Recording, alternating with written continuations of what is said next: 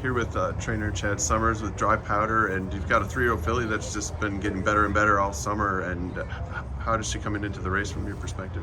I mean, knock on wood, she's given us all the right signs of what you want. You know, I mean, having been in these kind of races before in the last couple of years, we know what it takes, and she's quietly showing us all the right signs. And when did you see that talent in her? Like, I mean, you obviously went to Coaching Club Oaks, but when you probably saw a long before that, right? Well, I mean, when we bought her, she was our favorite horse that year at the sale, and we paid a pretty penny for her. You know, she was $525,000. Being a gun runner, obviously some residual value, but we thought she was pretty special. When we were breaking her, just everything came so natural to her over at George Villagomez at the Nelson Jones Training Center. We brought her in as a 2-year-old.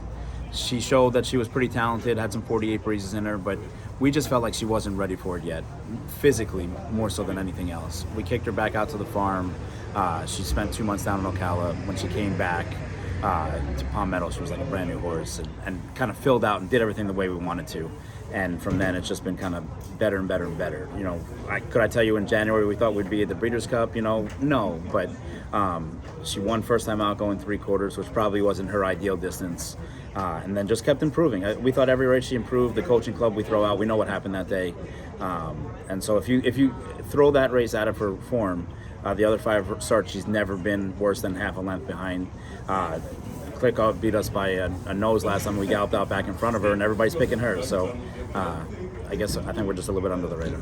And after the Coaching Club, was that just sort of the plan to prep for the Cotillion and then Yeah, come no, here? 100%. Look, I mean, for us, we felt like we wanted to go to the Cotillion. It's a $1 million race. It's a Grade 1 for 3-year-old fillies. I mean, it was billed by Horse Racing Nation as the best 3-year-old filly race of the year with the 3 Grade 1 horses in the race, the Kentucky Oaks winner.